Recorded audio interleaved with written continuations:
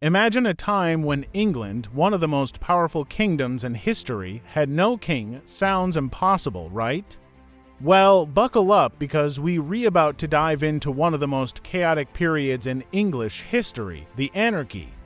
Picture this, it's 1135 and King Henry I has just died without a male heir.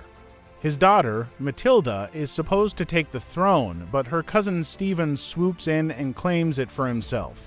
What follows is nearly 2 decades of civil war, lawlessness, and utter mayhem. Welcome to the Anarchy, a time when England truly had no king. As Henry I lay on his deathbed, he made his nobles swear allegiance to his daughter Matilda. But medieval England wasn't exactly known for its progressive views on female rulers. So, when Henry breathed his last, his nephew Stephen of Blois saw an opportunity and seized it faster than you can say royal succession crisis. Stephen raced to London, where he was crowned king with the support of the city's powerful merchants and the church. Meanwhile, Matilda was in France, probably wondering what on earth was happening back home. When she heard the news, she was understandably furious. After all, she was the rightful heir, and Stephen had just stolen her crown. But Matilda wasn't about to go down without a fight. She gathered her supporters and prepared to take back what was rightfully hers, and thus began a period of civil war that would tear England apart for the next 19 years. Now, you might be thinking, civil war. That doesn't sound so bad. Plenty of countries have had those. But the Anarchy was something else entirely. It wasn't just two sides fighting for control, it was complete and utter chaos. With no clear ruler, local lords and barons took matters into their own hands. They built illegal castles, raised private armies, and essentially became warlords in their own territories. Law and order broke down completely. Robbery, murder, and extortion became commonplace. The chronicler of the time, William of Newburgh, wrote that men said openly that Christ and his saints were asleep. Imagine living in a time when you couldn't trust your neighbors, when traveling from one town to another meant risking your life, and when the very idea of justice seemed like a distant memory. That was life during the Anarchy, but let's get back to our main players, Stephen and Matilda. Their struggle for the throne was like a medieval game of chess, with each side making moves and countermoves across the English landscape. Stephen initially had the upper hand. He was charismatic and popular, especially among the English barons. But he made a crucial mistake early on. He arrested several powerful bishops, including his own brother. This turned the church against him and gave Matilda an opening. Matilda landed in England in 1139, determined to claim her throne. She quickly gained support in the southwest, where her half-brother Robert of Gloucester held considerable influence. The country was now officially split between two rival monarchs. The next few years saw a series of battles, sieges, and political maneuverings that would make Game of Thrones look tame. One of the most dramatic moments came in 1141 when Stephen was captured at the Battle of Lincoln. Matilda seemed on the verge of victory. She marched into London, ready to be crowned queen. But then, in a twist worthy of a Hollywood blockbuster, the people of London revolted against her. Matilda was forced to flee, reportedly escaping from Oxford Castle during a snowstorm, dressed in white to blend in with the landscape. It was like a medieval version of a James Bond movie. Stephen was eventually released and reclaimed his position, but the war dragged on. Neither side could gain a decisive advantage. England was caught in a seemingly endless cycle of conflict and instability. So, what was life like for ordinary people during this time? In a word, terrible.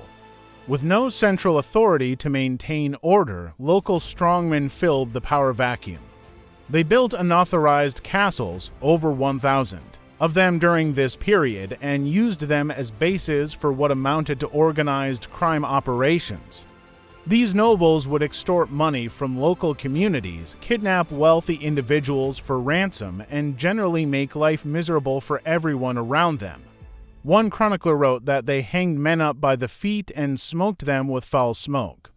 They hanged them up by the thumbs or by the head and hung fires on their feet. The economy, unsurprisingly, took a nosedive. Trade became dangerous and unreliable. Agriculture suffered as fields were abandoned or destroyed. Famine became a real threat in many areas. The coin of the realm, once carefully regulated, became debased as local lords minted their own money. But perhaps the most lasting damage was to the very fabric of English society. The breakdown of law and order eroded people's faith in institutions and authority. The church, which had traditionally played a stabilizing role, was itself divided and corrupted by the conflict. It's hard for us to imagine today just how profound this breakdown was. We're used to living in a world with established laws, police forces, and governments. But during the Anarchy, all of that disappeared. It was every person for themselves in a way that we can scarcely comprehend. So, how did this period of chaos finally end? Well, after nearly 2 decades of conflict, both sides were exhausted. In 1153, Stephen and Matilda's son, Henry, reached an agreement known as the Treaty of Winchester. Under this treaty, Stephen would remain king for the rest of his life, but Henry would be named his heir. It was a compromise that finally brought peace to the war-torn country. When Stephen died the following year, Henry ascended to the throne as Henry II, beginning the Plantagenet dynasty that would rule England for centuries to come. Henry II's reign marked a return to strong central authority. He set about rebuilding the institutions of government that had crumbled during the Anarchy. He reformed the legal system, creating the basis for English common law that still influences legal systems around the world today. But the scars of the Anarchy ran deep. It would take generations for England to fully recover from this period of lawlessness and violence. The memory of those terrible years when England had no effective king would shape English politics and society for centuries to come. So, what can we learn from this chaotic chapter in English history?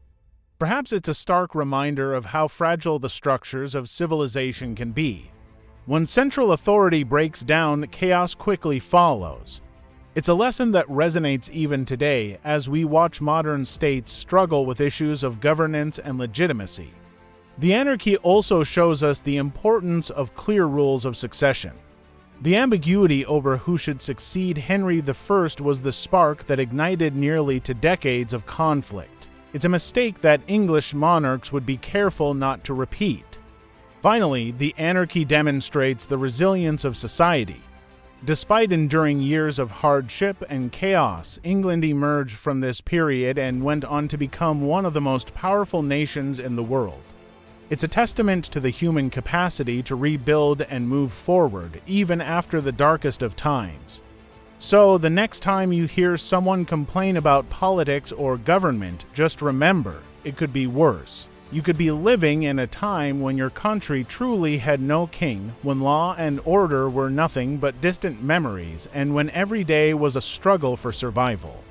The Anarchy may have happened nearly 1,000 years ago, but its lessons are still relevant today. It's a reminder of the importance of stable government, clear laws, and social order. And perhaps most importantly, it's a warning of what can happen when those things break down. In the end, the Anarchy stands as one of the most fascinating and terrifying periods in English history. It's a story of ambition, betrayal, resilience, and ultimately, the triumph of order over chaos. It's a chapter of history that deserves to be remembered, not just for its drama and intrigue, but for the valuable lessons it can teach us about the nature of power, government, and society itself.